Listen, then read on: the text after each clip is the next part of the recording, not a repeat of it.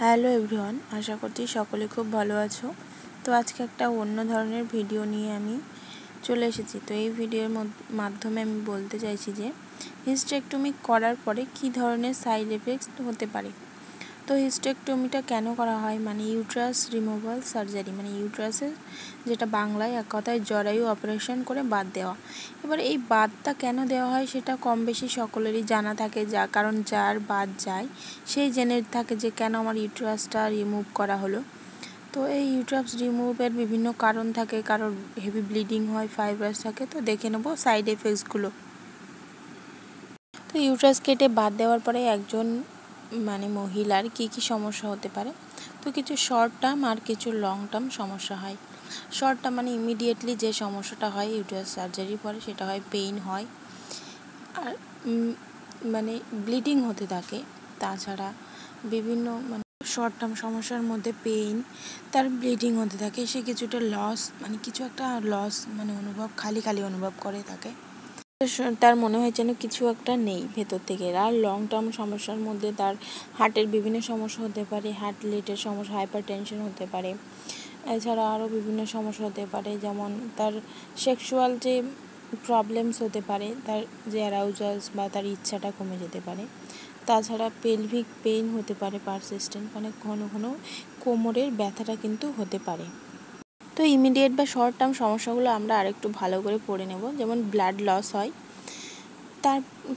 তাছাড়া কিন্তু ডেভেলপমেন্ট করে যায়, ইনফেকশান ডেভেলপ হতে পারে, পেইন হতে পারে কোথায় না ড্যামেজড হয় সারাউন্ডিংস পেলভিক্স অর্গানের মধ্যে, সেখানে পেইন হতে পারে।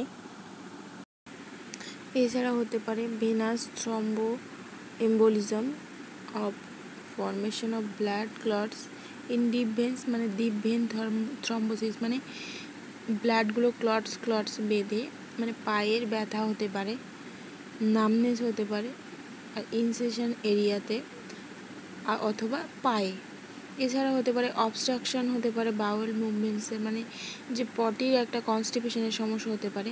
এছাড়া হতে পারে সাইড এফেক্টস হতে পারে, যে অ্যানেস্থেশিয়াটা দেওয়া হয়ে থাকে কোমরে, তো তার জন্য সাইড এফেক্টও হতে পারে।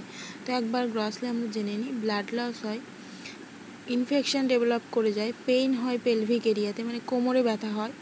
তাছাড়া কিন্তু এটা একটা ইউট্রাস কেটে বাদ দেওয়ার আরেকটা মোস্ট কমন সাইড এফেক্ট কিন্তু আর্থারাইটিস হতে পারে, ডিপ ভেন থ্রম্বোসিস বা পায়ের ব্যথা, হাঁটুর ব্যথা, এগুলো কিন্তু অবশ্যই হতে পারে।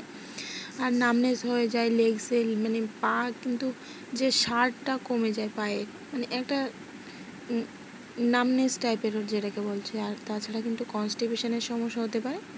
আর যেটা বললাম, যেটা কোমরের ব্যথা, এটা কিন্তু লেগেই থাকবে, কারণ একটা ইনজেকশনের সাইড এফেক্ট হিসাবে কিন্তু কোমরের পিঠে শির দ্বারা ব্যথা কিন্তু হয়ে থাকে। তো আমরা এই সাইড এফেক্টসের কিছু 5টা টিপস আমরা জেনে নিতে পারি, যেখান থেকে আমরা হেলদি থাকতে পারি আফটার ইউট্রাস সার্জারি।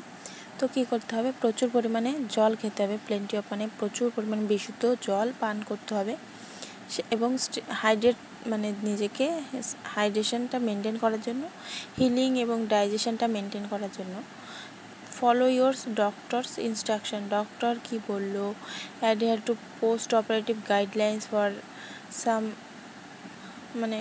যেটা স্মুদার রিকভারির জন্য কিন্তু ডক্টরের অ্যাডভাইসটা ফলো করা কিন্তু খুবই জরুরি। তাছাড়া balance diet, it nutritious food to support your body recovery process. Balance diet কিন্তু অবশ্যই খেতে হবে, যেমন প্রোটিন, ফ্যাট, কার্বোহাইড্রেট, ভিটামিন, সমস্ত মিনারেলস থাকবে এমন সমৃদ্ধ ফুড খেতে হবে। জেন্টেল এক্সারসাইজ করতে হবে, engage in light activities like walking to enhance circulation.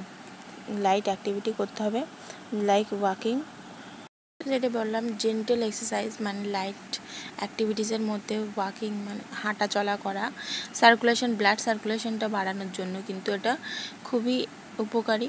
হাঁটা চলা করা হালকাভাবে, একেবারে বসে থাকাটা উচিত না। তো হালকা হাঁটা চলা করলে কিন্তু সেক্ষেত্রে হিলিংটা বা রিকভারিটা খুব দ্রুত হয়ে থাকে। তাছাড়া মনিটর কিন্তু কিছু সিমটমস মনিটর করতে হবে, যেমন keep track of any unusual pain or changes, খুব ব্যথা, সিভিয়ার পেইন বা কোনো আনইউজুয়াল কোনো চেঞ্জেস, সেটা কিন্তু খেয়াল রাখতে হবে। তো আফটার ইউট্রাস সার্জারি বা জ্বরে অপারেশন করে বাদ দেওয়ার পরে আমরা যদি এই সমস্ত টিপসগুলো, এই 5টা গুরুত্বপূর্ণ টিপসকে মেনে চলি, তাহলে কিন্তু আমরা সাইড এফেক্টসকে অনেকটা রিকভার করে দিতে পারবো।